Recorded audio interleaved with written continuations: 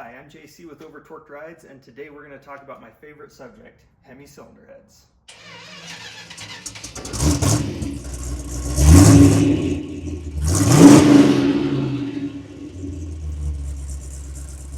So today's a day that I have waited for my entire life. I actually have 3 cylinder heads here, all from different generations of Hemi. This is from the 50s, this is from the 60s, and this is a 2021.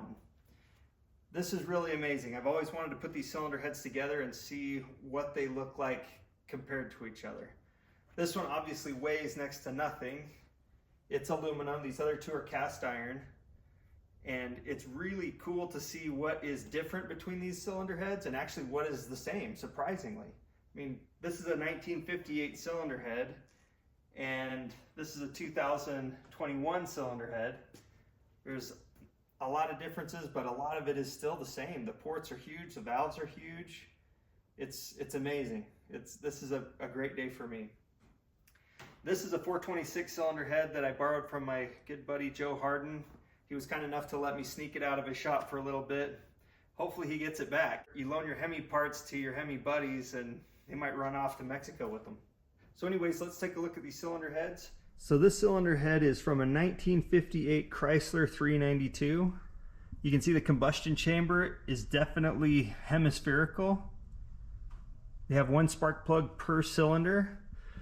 These things are made from cast iron and they weigh like a metric ton. This motor is 900 pounds with everything on it. So although it made a lot of power, it was also really heavy. But apparently the drag racers didn't care. They ate them up like cotton candy. You can see the exhaust ports here.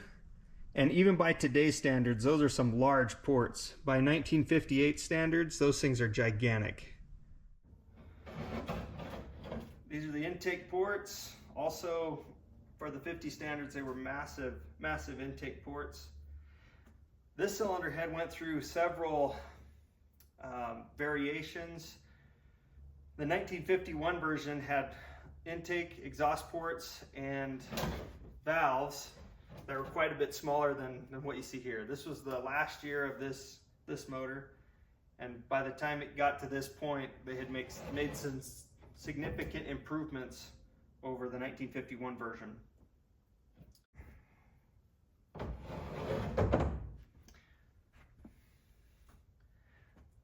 This is a 1966 street Hemi head. The street Hemi head and the race Hemi head were actually different. And I wouldn't consider myself an expert on the 426. In fact, I wouldn't consider myself an expert on any of these Hemis. I'm just a Mopar nut that can't get enough of Hemis, and so I pick up knowledge here and there, and from what I do know, I'll pass it on with you guys, and if I don't know something, I'll just keep my mouth shut. But this is a 1966 street Hemi head, and once again you can see the nice combustion chamber that's circular, the hemispherical combustion chamber.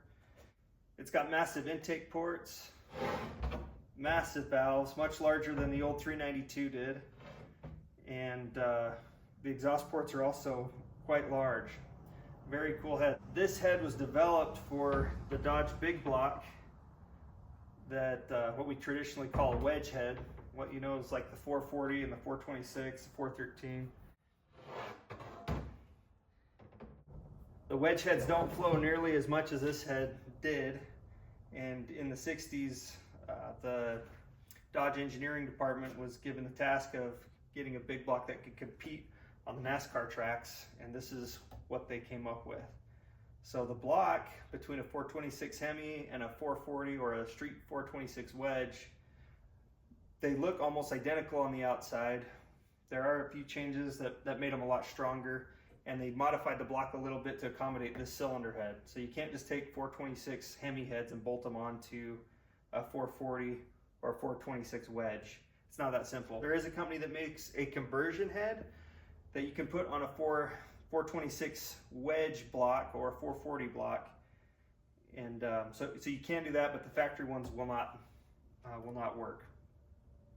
All right, and this is the modern 392 head right here. As you can see, it's made from aluminum. It's got dual spark plugs. The combustion chamber, you'll notice, is a little different than the others. It's not quite a sphere shaped. And that's led to quite a bit of controversy, but maybe we'll talk about that in another video. Anyway, very large intake valves. The exhaust valves aren't bad. The exhaust ports and intake ports are quite sizable. These are amazing heads. They flow really, really well, especially for what they are. So, kind of cool to see these 3 generations all together. Another difference in these cylinder heads that I noticed is the valve angle. The intake valve in relation to the exhaust valve on the first generation head is much greater than the second generation head, and the second generation is much greater than the third generation head. So you can see the intake valve versus the exhaust valve angle gets tighter as the heads get newer.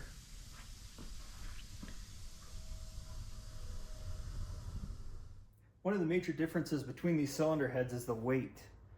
With the modern 392 being aluminum and these others being cast iron, I'm interested to see what the difference is. So let's put them on the scales real quick. All right, 1958. Let's see what she says. 75.2 pounds. That's a lot of Hemi.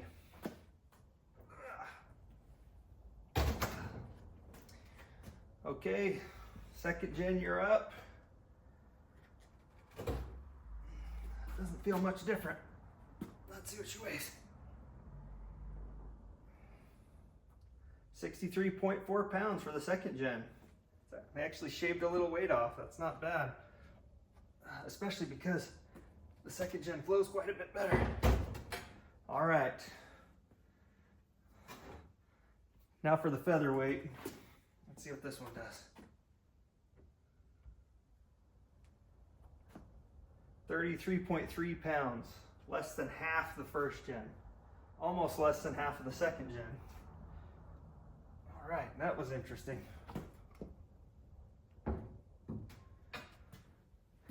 Well, I'd say the third generation Hemi has these others licked when it comes to weight savings. I think the entire engine literally weighs half what these other engines weigh. And these third gen Hemis, I actually put one in a Jeep, pulled the 4-liter 6-cylinder out, put a 5.7 in, and the 5.7 weighs about 10 or 15 pounds more than the 4-liter. Well, the front of the Jeep actually came up when I put the V8 in, when I put the Hemi in, because the center of gravity was further back on the chassis. So the front of the Jeep came up and I had to deal with re-leveling the Jeep after putting the Hemi in because the front end came up. So they really did their homework on the third gen Hemis, making them lightweight. Even the block is cast iron. However, it's cast in such a way that there's not a whole lot of extra material where it doesn't need to be. And that being said, the blocks will handle quite a bit of power. So it's not like they chintzed out. I mean, they just were real smart about where they put the material. So just to give you an idea of how massive these Hemi heads are, I've got a small block Chevy valve cover, and we're gonna set it on the Hemi and see how it fits.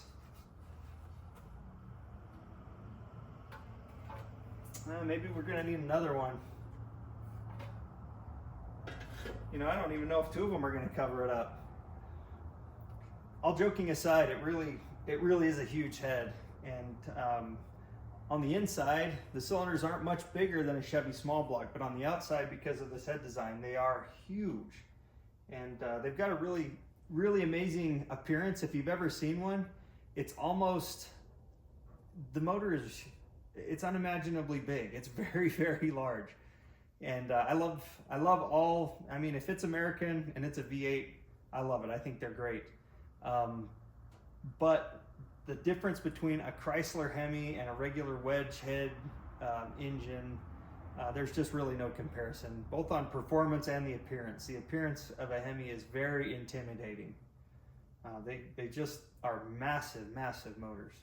In fact, many of them were smaller than the Chevy small blocks on the inside, but on the outside they were bigger. I mean, Dodge had a 241 cubic inch Hemi. Why waste your time making a V8 at that cubic inch? It's so small, but on the outside they still are quite large. Anyways, just a fun comparison there. Well, I hope you've enjoyed this episode of Over Torqued Rides. It's been really fun stacking these Hemi heads up against each other to see the differences that Chrysler made throughout the years.